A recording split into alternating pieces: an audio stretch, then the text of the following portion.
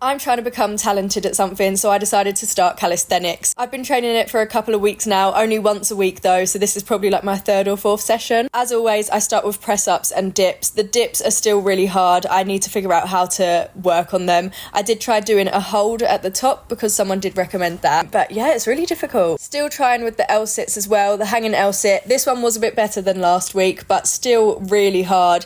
And then I did hanging leg raises as well because I'm trying to build up my core strength. I'm very aware I don't look like typical calisthenics athletes, so I don't know whether that's going to hinder my progress, but I'm going to try not to think about it. Just because I'm a bit bigger than regular calisthenics girls doesn't mean I can't do what they can do. One of my main goals as a beginner is to get an L-sit, so I've been doing my leg raises, single leg and double leg. But why do I get cramp in my quads? I get the worst cramp, it's horrible. I did attempt an L-sit, but I couldn't get my feet off the floor, but we'll try again next week. We'll keep going until I get it. I then attempted this straddle sit. I actually don't know what this is called or if it's even calisthenics, but it's like a press handstand. It's like the start of a press handstand, isn't it? But it's a straddle sit, and I could actually get my bum off the floor and my feet off the floor, which was nice. Then I continued to practice just general flexibility. I have always been able to do the splits, so I guess I'm not a proper beginner starting from absolutely nothing, but my skills are very basic and I have no strength. One of my main focuses with this session was to hold a frog pose and a crow pose,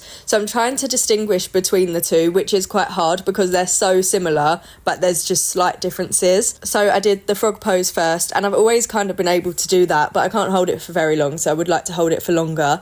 And then the crow pose is just so difficult. I don't want to blame it on my long femurs, but is it because I have long femurs that it's just really hard to get in that position? Like, look how awkward this looks. I will honestly welcome any tips you have, please, because I really want to get this so then I can eventually progress into a handstand. I will say I am really loving my calisthenics sessions because I get really fatigued and tired and I feel really weak in my normal gym sessions. So on these days I can focus on flexibility and stretching and obviously body weight strength, which is really hard, but it's not so difficult that I want to throw up. Because I was flexible when I was younger, it's really fun to just have a play around with it and try and do the skills that I used to be able to do when I was younger. So I love a headstand. I can do headstands. I can control my core in them. I don't know what it is, but in a handstand, I cannot at all. I just fall over.